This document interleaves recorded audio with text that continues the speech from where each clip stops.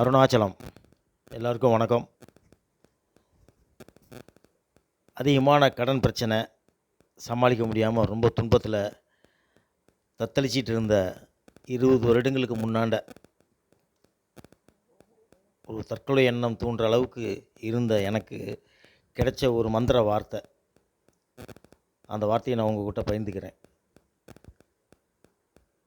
கடன் வாங்கி கடனை கட்டாதே அப்படிங்கிற ஒரு மந்திர வார்த்தை எனக்கு கிடச்சிது. எப்படிங்க? கடன் வாங்கி கடனை கட்டாதே.